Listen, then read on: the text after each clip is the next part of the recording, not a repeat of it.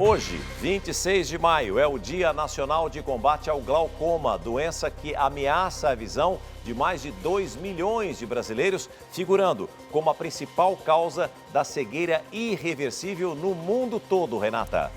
César, apesar de não ter cura, o glaucoma tem tratamento, mas o resultado depende das consultas regulares ao oftalmologista. Única maneira de garantir o eventual e fundamental diagnóstico precoce, como mostra a reportagem de Gabriela França. Uma doença silenciosa, que chega de mansinho e sem apresentar sintomas. Quando o paciente percebe a visão assim, estreitando, já está com grande parte dela comprometida. A causa? Glaucoma. O glaucoma acomete a parte de trás do olho. Então vejam aqui, ele acomete o nervo óptico. O que é o nervo óptico?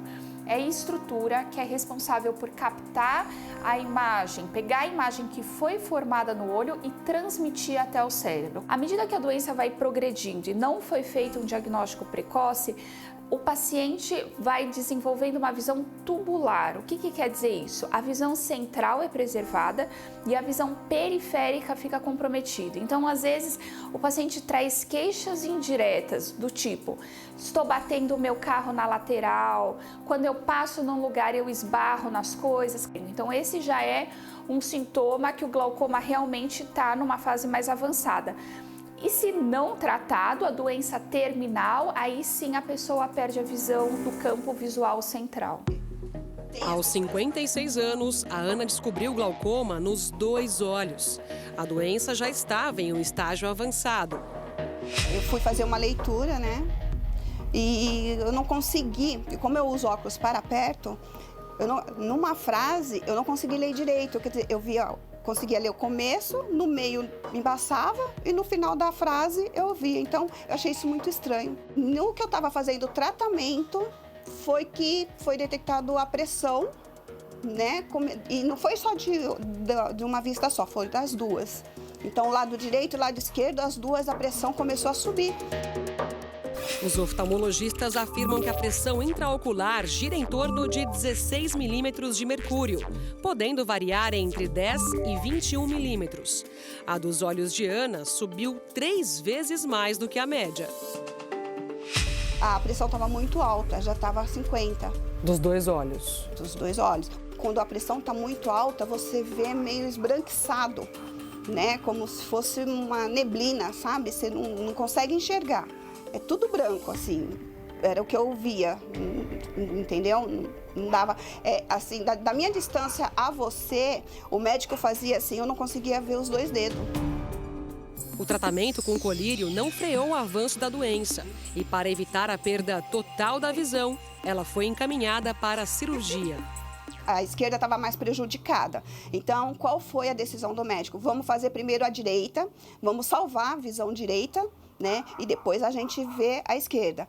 O primeiro processo cirúrgico foi feito no fim de abril e o segundo no dia 4 deste mês, que é tão significativo. É o mês de combate à doença que quase tirou a cor da vida de Ana. E como é que está a visão hoje, Ana? Hoje, eu dou graças a Deus que tá voltando minha visão, tá maravilhosa assim. Eu tô te vendo, que eu vejo a claridade em você, eu tô te vendo, mas em volta tá tudo escuro. Tá muito melhor do que antes da cirurgia. Sim, não tem comparação, porque eu não tava enxergando. E agora, daqui pra frente, é assim, vou tirar os colírios e aí vou fazer exame pra ver que grau que eu vou usar. Com muita alegria, graças a Deus. Que grau que eu vou usar para poder voltar a ler, voltar a assistir uma televisão, sabe? Fazer minhas coisas. Uma vez feito o diagnóstico, a primeira medida é abaixar a pressão do olho. Então, são introduzidos colírios que o paciente tem que fazer um uso regular a fim de abaixar, então, essa pressão e prevenir a progressão da doença. Se, apesar dos colírios, o paciente se mantém progredindo, a doença permanece evoluindo, aí sim tem indicação cirúrgica. Então, existem diferentes abordagens cirúrgicas, cada uma indicada para um tipo específico de paciente com glaucoma. A doença é causada principalmente pela elevação da pressão interna dos olhos, mas existem outros fatores de risco, como diabetes e traumas oculares. Ela aparece com mais frequência a partir dos 40 anos, mas pode ocorrer em qualquer idade. Foi assim com o Roberto, que aos 30 foi tratar a miopia e descobriu o glaucoma. Eu descobri o glaucoma quando eu fui fazer uma cirurgia de miopia. Então eu estava todo animado de parar de usar óculos, né? E o oftalmologista ele começou a fazer uns exames e ele reparou que tinha alguma coisa um pouco esquisita, me pediu para fazer mais exames e quando eu voltei lá ele me disse: Roberto, eu tenho uma ótima notícia e uma péssima notícia para te dar. A péssima notícia é que você tem glaucoma. A ótima notícia é que nós descobrimos muito cedo. Uma pequena parte da visão do olho esquerdo foi comprometida. No dia a dia eu não percebo, né? Mas eu fui ao cinema, num desses cinemas de tela grande recentemente, e de fato eu percebi que no canto esquerdo superior tinha uma parte ali que eu não via. E eu perguntei para o meu médico, ele falou: sim, isso já é parte do glaucoma que corrompeu essa parte superior da visão, né? Muito periférica. Quando foi diagnosticado com a doença, Roberto não sabia que outro fator de risco que pede muita atenção se encaixava no caso dele: o histórico familiar. Meu pai tinha glaucoma. Isso também é uma coisa muito importante, que se pergunte na família. Que a gente saiba se os nossos pais tiveram glaucoma ou não tiveram, porque isso já ajuda muito o médico a ter um diagnóstico precoce que possa ajudar na manutenção do nível de glaucoma. Então é muito importante que você capte o quanto antes para que você possa mantê-la controlada. E é isso que eu faço há quase 20 anos, usando diariamente um colírio, que tem funcionado até hoje. O glaucoma é a principal causa de cegueira irreversível no mundo e afeta mais de 2 milhões de brasileiros.